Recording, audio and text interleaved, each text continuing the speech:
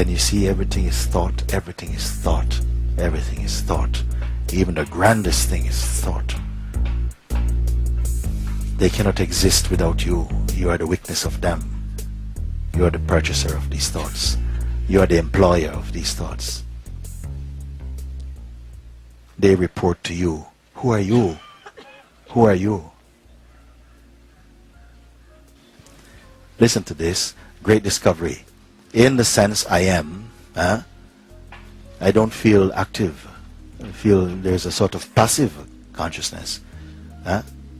Before, I imagine I am the doer of my life. My mantra was what to do. What do I do? Because I'm obsessed with doing something, attaining something. Now from the vantage point of the sense I am. So, but what I do? What I do? I don't do. In spite of not doing, activities continue. Activities continue in spite of the absence of the doership sense in us. Who is the doer of this activity?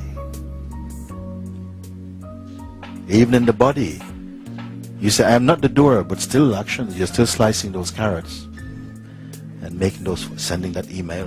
Who is doing it? Existence is doing it. Consciousness is doing it. It's always been doing it. Consciousness and the vital force has always been doing. But this artificial identity slipped in as I, me, also a play of consciousness, and put its name, its signature on the check of existence. I am the doer of it. Now you're seeing it does not exist, not like this. It's never been like this. This has been a mistake, and what a costly mistake. How much suffering this mistake caused. I am me. Pride, arrogance, fascism, domination.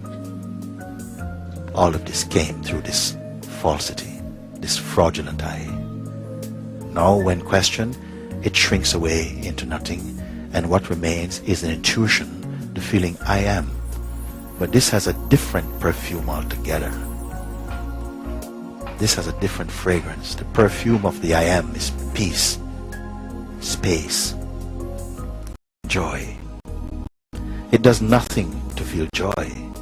It's not joy because. The joy is there in spite of.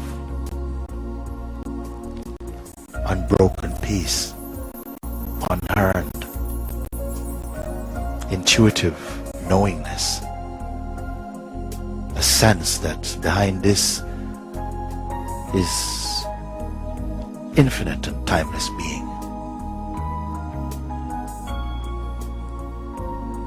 A different fragrance. All the beings want to rest here in this discovery. I am, I am, I am. That even the I amness sense is observed. Even say, I know I am. Just now you know that you are conscious and that you are experiencing through consciousness. What knows this even? Say no, I don't know if no is the right word. Very subtle.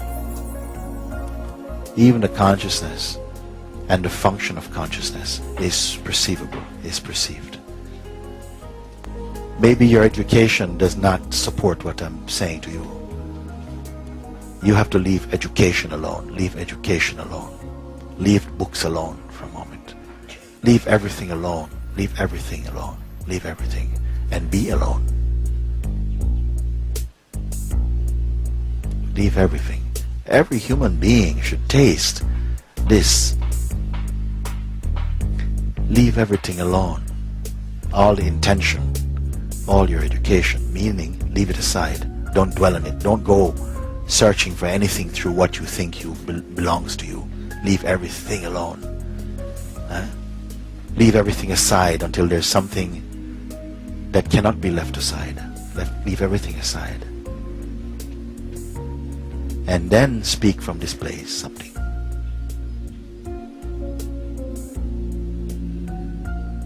Speak if you can find any disharmony, any lack, anything missing.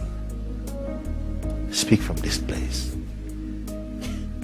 Know this place. Be confirmed in this place. This placeless place. Be confirmed there. And then you can move anywhere into existence and it won't trouble you. Leave everything. Undress yourself of all the concepts you've picked up, even for the shortest time. Have enough courage to stand entirely alone. And then see if any questions remain to be asked from this place. How much time it will take you. How much distance to cover. Where is the location of that? Where are you now? How many centimeters from this? How many meters from this?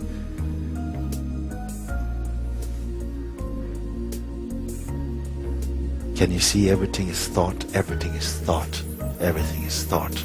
Even the grandest thing is thought. They cannot exist without you. You are the witness of them. You are the purchaser of these thoughts. You are the employer of these thoughts. They report to you. Who are you? Who are you?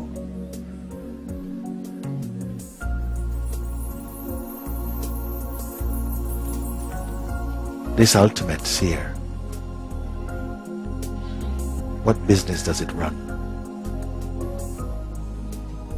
Who does it employ? You must taste this.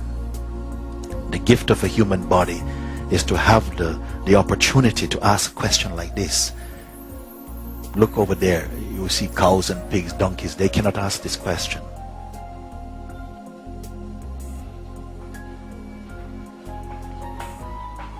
But you have the joy, first of dissatisfaction.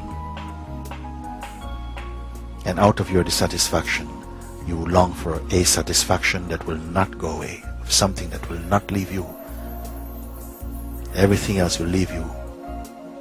So much work we do for bodily enjoyment, but the very body that you need to use to enjoy, you cannot keep it even.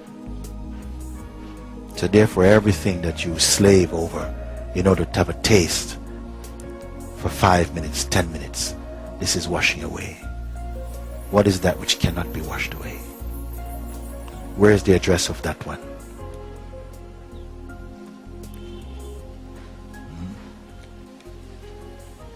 Ultimately, in the final seeing or understanding, if we can use this word, ultimate seeing, I don't know who's to judge the ultimate seeing, but you can. Because if you recognize that whatever is perceivable is changeful, appears in front of you, and in that respect I call it a phenomenon, meaning that it appears and disappears. It cannot be held with unbroken attention. It comes and goes. But that which observes it is what I ask. What observes this? And this is not merely a mental question, so not flippant answers will not do. Only those responses that arises out of pure insight will carry that satisfaction. You're face to face with your own self. You're face to face with your own self. What do you look like?